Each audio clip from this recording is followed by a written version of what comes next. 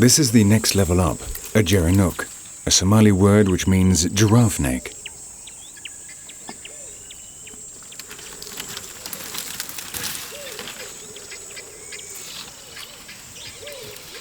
The gerenuks are the gazelles best adapted to the desert conditions. Only the males have horns, and this one, a dominant adult with 7 females in his charge, take advantage of their grazing to market their territory with his swollen facial glands.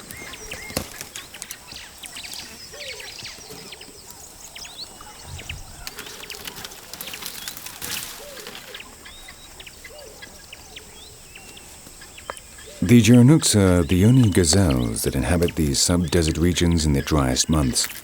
They can survive on the humidity contained in the shoots and the leaves of the savanna and can go on for months without drinking. But their adaptations do not end there. A flexible upper lip, a thin nose and narrow nostrils make it possible for them to eat among the thorns of bushes and acacias. And to avoid competition with other herbivores as much as possible, they not only have their long thin necks, but have also learned a trick to reach the highest layers of vegetation.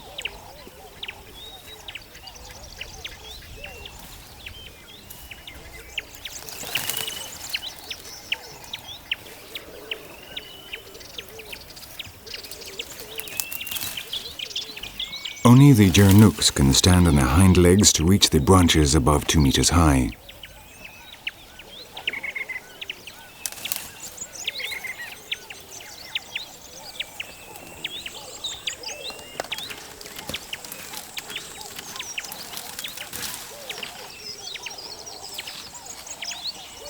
The higher you can reach, the more food you can get at.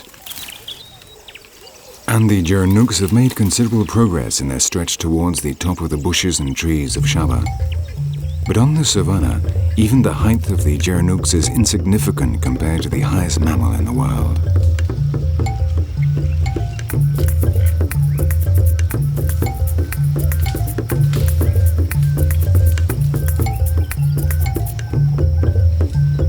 At up to 5.5 meters, the giraffes leave behind all other competitors and can reach the tops of the acacias where they find indispensable food reserves during the dry season.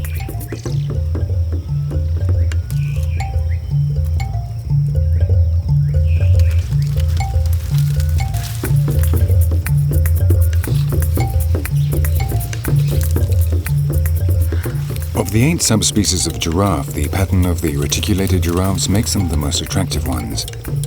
It is as if the rigors of the semi-desert savanna, the kingdom of thorns, had given rise to the most spectacular forms, as if beauty were the prize for the tests of survival imposed by the aridity of the environment.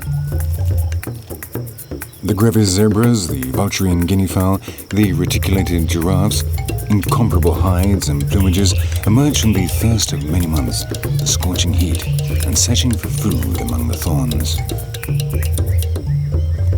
And once more Shaba unites extremes, as if hardship generated marvels, as if the limits of death were the creators of life, as if God and the devil were, in the final analysis, one and the same.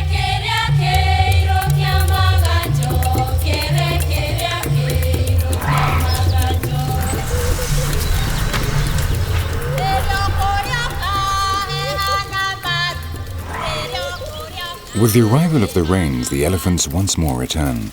Their 4 meters in height, along with the length of their trunks and their ability to stand on their hind legs, means that not even the giraffes can reach so high in their search for food.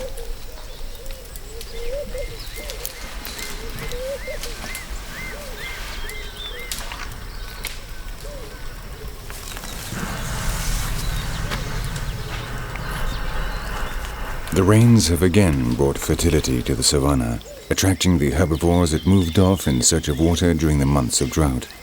And with the arrival of the herbivores in Shaba, the powerful hunters also return.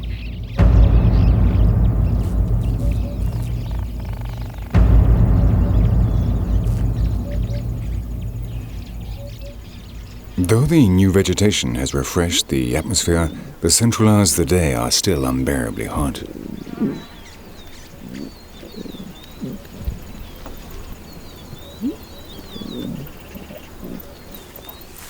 For the lions, this is the time to rest in the shade.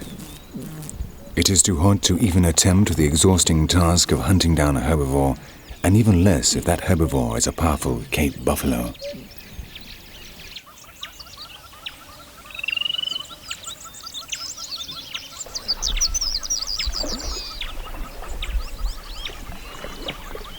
The herbivores know that during the hours of midday they are unlikely to suffer an attack, and are happy to simply keep the felines under surveillance upwind.